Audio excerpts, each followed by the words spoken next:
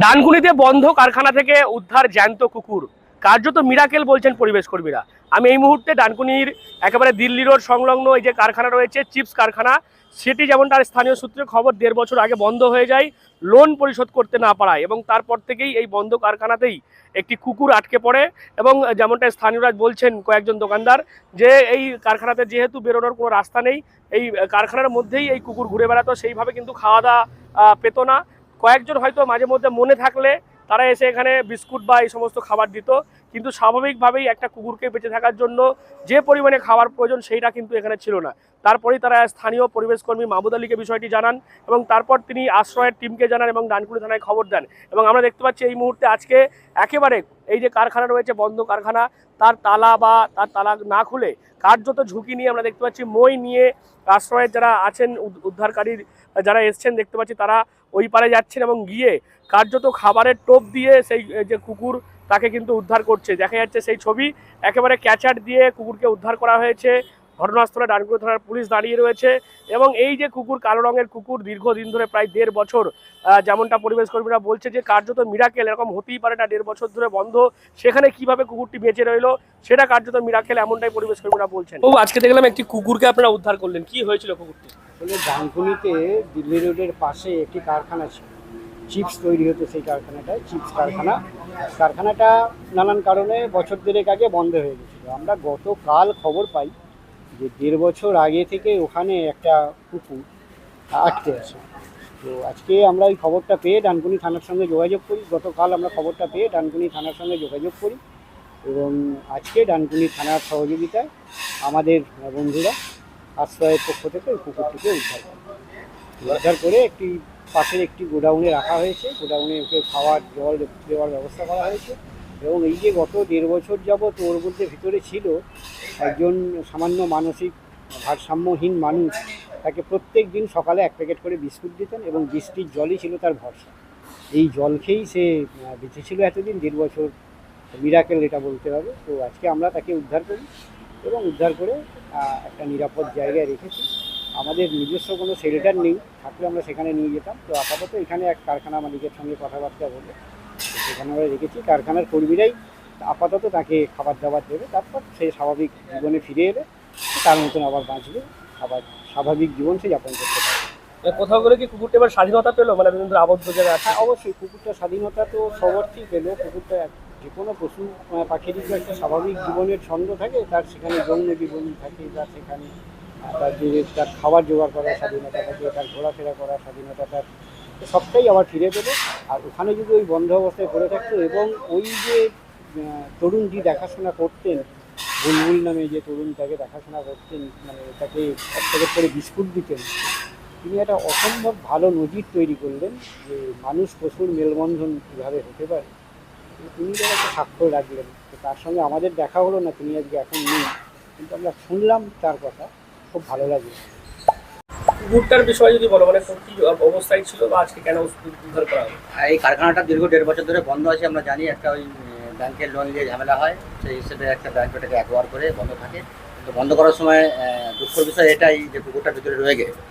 তো একজন লেবার ছিল স্থানীয়, সে হয়তো আমাদের কোনোদিন জানায় না, একটু সাদাসিধে টাইপের ছেলে। ও মাঝে মাঝেই এসে ওই গেটের নিচে দিয়ে বিস্কিটের প্যাকেট বা বাটি করে জল বা মুরগির ঠ্যাং ছাঁট এসব খাওয়াতো। তো 2 দিন আগে আমাকে ব্যাপারটা জানাবার পরে আমি গৌতমবাবুকে জানাই। আশ্রয় থেকে সেই হিসেবে আমাদের টিম একটা রেডি করে নিয়ে এসে আজকে সেই কুকুরটাকে রেস্কিউ করা হলো, মানে খোলা আকাশের নিচে ছাড়া হলো। আমাদেরই পাশে একটা গোডাউন রয়েছে, এখানে লোক থাকে, লেবার আছে, এখানে খাওয়া দাওয়ার অভাব হবে না, যাতে করে ও ভালোভাবে খোলা আকাশের নিচে বাঁচতে পারে সেই ব্যবস্থা করলাম আমরা। মানে কুকুরটা কি মানে আটকে পড়েছিল একদম? হ্যাঁ, আটকে ছিল। তো কুকুরটা ওখানেই থাকতো, কিন্তু ব্যাংক কর্তৃপক্ষ যখন এটাকে তালা মারে সেটা আর খেয়াল করেনি, ও বন্দী হয়ে রয়েছিল। এর আগেও আমরা কলকাতায় একটা ঘটনা দেখেছিলাম, দীর্ঘ 1.5-2 বছর সেটাও বন্দী ছিল। সেটাও বেশ কিছুদিন আগে জানার পরে ফায়ারের লোক এসে থানা সহযোগিতা করে মানে সেটাকে রেস্কিউ করে ছাড়া হয়েছিল। আজকেও অনুরূপভাবে ডানকুনি থানা অনেক সহযোগিতা করেছে। কালকে যখন বড়বাবুকে বিষয়টা আমি জানিয়েছিলাম, তৎক্ষণাৎ সঙ্গে সঙ্গে একটা পুলিশ প্রতিনিধি টিম পাঠিয়েছিল, তারা ব্যাপারটা এসে দেখে গিয়েছিল। তাদেরকে আমরা কথা দিয়েছিলাম যে আজকে আমাদের কাছে রেস্কিউয়ের টিম সেরকমভাবে নেই। তো গতকাল সকাল 9টার সময় আমরা এসে এটাকে মানে রেস্কিউ করবো বা উদ্ধার করবো। আজকে সেই হিসেবে আজকে সকালে আবার যখন আমরা থানায় ফোন করি, আজকেও পুলিশেরও একটি গাড়ি পাঠায়, সেই পুলিশের সামনেই আমরা ওই কুকুরটাকে উদ্ধার করে অন্যত্রে আমরা তাদেরকে স্বাধীনতাভাবে ছেড়ে দিই। কি করে উদ্ধার করলে? তালা বন্ধ দেখলাম, বড় গেট। একটা মই নিয়ে গিয়েছিলাম আমরা, মই নিয়ে গিয়ে মই দিয়ে উঠে আবার ওপারে নেবে কুকুরটাকে ওই জাল দিয়ে ধরে আবার চাগিয়ে নিয়ে এসে এপারে আবার পার হয়ে এলাম আমরা। তালা ভাঙা হয়নি? না না, তালা তালা কিছু ভাঙা হয়নি। পুলিশ প্রশাসনের সামনে মানে পুলিশের টিম একজন ভিতরেও ঢুকেছিল, বাইরেও ছিল পুলিশের প্রতিনিধি, দু তিনজন ছিল। ওদের সামনেই আমরা যেটা করেছি, সামনেই ছিল কুকুরটাকে খাবারের প্রলোভন দিয়েছি আমরা, বিস্কুট দিচ্ছিলাম, ও তখন খাবার জন্য কাছে আসে। তারপরে আমরা জাল দিয়ে ওনাকে কুকুরটাকে ধরে নিয়ে চলে আসি এপারে। কি মানে তুমি কি খবর পেয়েছিলে আর কুকুরটা কিভাবে উদ্ধার করলে? আমাকে আমার মানে চেনা পরিচিত দাদা আছে, হরিপালের বাড়ি, অভিষেক দা, উনি আমাকে ফোন করে বললেন যে এই ডানকুনিতে মাহমুদ কাকু আছেন, ওনার একটা পাশেই একটা গোডাউন আছে, ওখানে একটা 1.5 বছর ধরে একটা কুকুর আছে, 1.5-2 বছর ধরে, তো ওনাকে রেস্কিউ করতে যেতে হবে।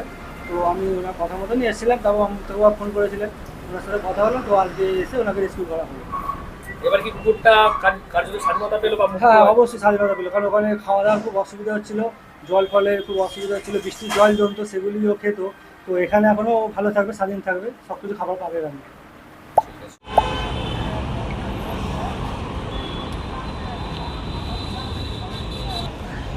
কোথায় নিয়ে ওখানে